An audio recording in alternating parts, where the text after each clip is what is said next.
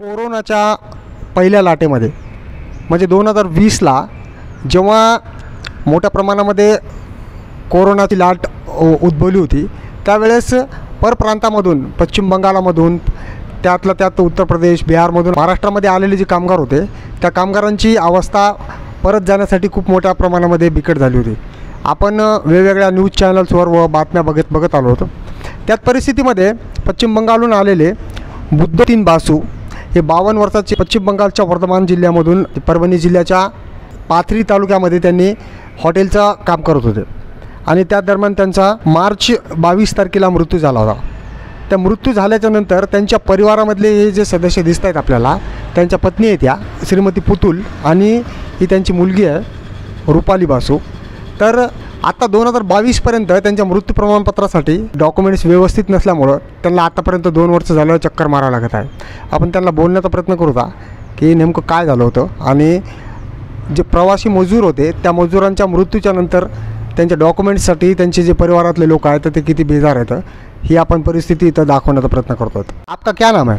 रूपाली बासु. आप पश्चिम बंगाल में कहाँ पे रहते हैं?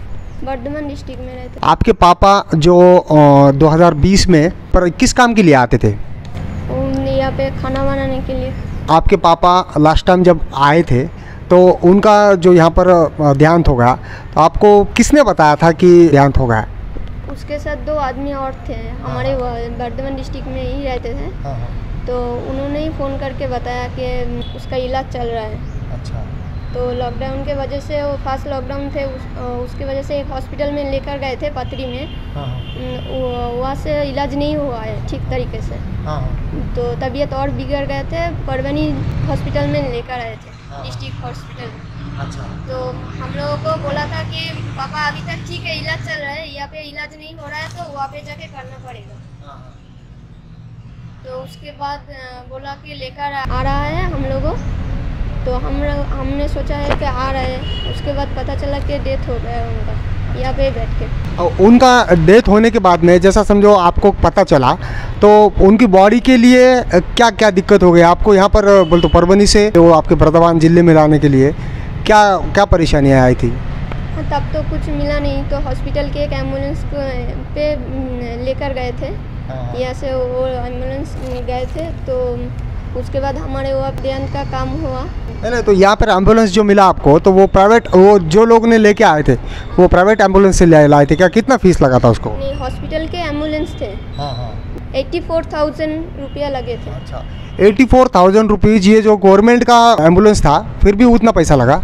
हाँ, सब कुछ मिला के हमारे वहाँ पे जो सेशन का क्रियाक्रम है वो सब मिला के 84,000 लग चुका था. उसके बाद में जो समझो आपने वहाँ पर उनका क्रियाक्रम किया, वो जो होने के बाद में तो उसके जो डॉक्यूमेंट्स की जो आवश्यकता थी तो उसमें क्या प्रॉब्लम आ गया था?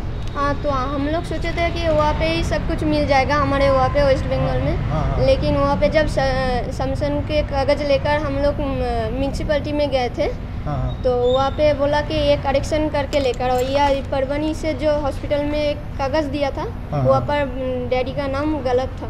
अच्छा. तो वो ठीक करेक्शन करने के लिए बोला था. तो हम लोग आए थे 1 साल पहले. अच्छा. उसके बाद यहाँ पे करेक्शन करने के लिए वो पाथरी थाना से सब कुछ करके लेकर आए, PM रिपोर्ट वगैरह सब कुछ लेकर आए. तो यहाँ पे जब आए तो उन्होंने बोला कि नंदद में एक रिपोर्ट है वो लेकर आओ. अच्छा. नांदेड़ में तो नांदेड़ जिला में. हाँ, तो वही गजरबल सा पुलिस है, उसके अंडर ये रिपोर्ट आने के लिए बोला था कि नांदेड़ से लेकर आने के. तो वो बोला कि 1 हफ्ते में हो जाएगा. अच्छा. तो हम लोग हिंगोली में 1 महीने रहे, फिर भी कोई काम नहीं हुआ. अच्छा. उसके बाद वो सब ने बोला कि आप लोग चले जाए, हम यहाँ पे काम करने के बाद बुला लेंगे या फैक्स से रिपोर्ट भेज देंगे. अच्छा. तो तब से हम लोग वेस्ट बंगाल चले गए, फ़ोन करते रहे. पवन भैया को भी फ़ोन करते रहे और गजरबल साहब को भी फ़ोन करते रहे. तो उन्होंने ये 1 महीने पहले बोला कि वो रिपोर्ट नहीं मिले हैं तो हॉस्पिटल से ही डेथ सर्टिफिकेट मिल जाएगा. अच्छा. और आपके जो पिताजी के जो डेथ सर्टिफिकेट पर जो कुछ डॉक्यूमेंट्स में यानी कि ये प्रॉब्लम आया है तो वो उसकी वजह से अभी तक आपको कितनी यानी कि वहाँ पर जो डॉक्यूमेंट की आवश्यकता थी कुछ इंश्योरेंस वगैरह का काम रुक गया क्या? हाँ, एक LIC था पापा के नाम पे, वो रुक गया। मम्मी का कोई भी काम नहीं हो रहा है, डेथ सर्टिफिकेट है। हमारा भी कोई काम नहीं हो रहा है डेथ सर्टिफिकेट की वजह से। तो इसलिए वो डेथ सर्टिफिकेट के लिए आप कितने दिनों से भेजने के परेशान हो रहे हैं? 2 साल तो हो चुके हैं। अच्छा, हो रहा है। एक उसमें आए थे 22 हो गया है, 9 महीने हो गया। 2021 में आप जो लास्ट टाइम आए थे तो आपको कब तक हो जाएगा ऐसा बताया गया था? बोला था कि 7 दिन में हो जाएगा, 1 हफ्ते में हो जाएगा। अच्छा।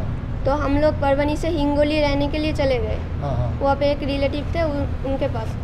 तो वहाँ पे रह के ही फ़ोन में बात कर रहे थे वो सब से। तो 1 महीना गुजर गया वहाँ पे रहने के बाद। तो बोला अभी नहीं मिलेगा, अब घर चले जाओ। तो हम लोग चले गए थे वापस। अभी जाने आने में कितना पैसा खर्चा होगा आपका? पहली बार जब आए थे तो 22,000 निकल गए थे। अच्छा। और अभी आए तो तत्काल का निकल के तो 5,000 निकल गए। अच्छा, तो जाने आने में आपको तकरीबन 4 दिन 8 दिन तो लगते होंगे? हाँ, 2 दिन लगते हैं। अच्छा, 2 दिन जाना 2 दिन आना। हाँ। अच्छा, तो अभी 2022 का अभी ये अप्रैल महीना चल रहा है, तो ये अभी क्या पोजीशन है, क्या बता रहे हैं आपको? अभी आए थे वो कोर्ट के परमिशन लेके। बोले थे कि हॉस्पिटल से जो कोर्ट का एक पेपर बैन लेकर आना। तो एप्लीकेशन लेकर आए थे, बॉन्ड लेकर। बॉन्ड लेकर आए थे। तो उन्होंने बोला कि उसका कंप्यूटर खराब है तो कल आना। इसके पहले भी इसी तरीके का प्रॉब्लम बताया गया था क्या? हाँ, उस टाइम तो तालुका में ये हॉस्पिटल में चक्कर लगाना पड़ रहे थे 2-3 दिन से। कौन थे हॉस्पिटल में? ये परवनी हॉस्पिटल में। अच्छा, ये जो परवनी का जो जिला अस्पताल है यानी कि सिविल हॉस्पिटल है, तो इस हॉस्पिटल में आपको चक्कर लगाना पड़ रहा है? अच्छा, तो आप मुझे बताइए कि ये जो आपके पिताजी मार्च 2020 में जो गुजर गए, तो उनके साथ में जो लोग थे, तो वो लोगों ने जैसे कि जाने आने के उनके जो प्रॉब्लम थे उस बारे में कुछ बताया था आपको? नहीं, कुछ बताया नहीं था। वो लोग फिर से काम पे आ गए। वो पत्री में है। अच्छा, एक है पत्री में और एक गांव में ही है। यानी कि जो आपके पिताजी थे तो एक साल में कितने दिन तक रहते थे इधर? इधर 6 महीने 7 महीने रुक जाते थे। बाकी के टाइम उधर वापस आते थे? घर रहते थे।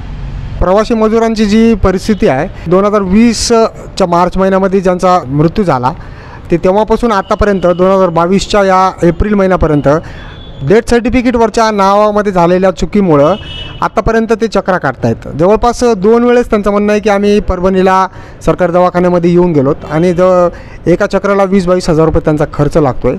ही परिस्थिती आहे। कोरोनाच्या काळामध्ये झालेले जे घटना आहे अजूनपर्यंत काही लोकांची अडचणीचा पिच्छा जो आहे तो सुटायला तयार नाही आहे। श्रमिक विश्वासाठी सचिन देशपांडे, परभणी।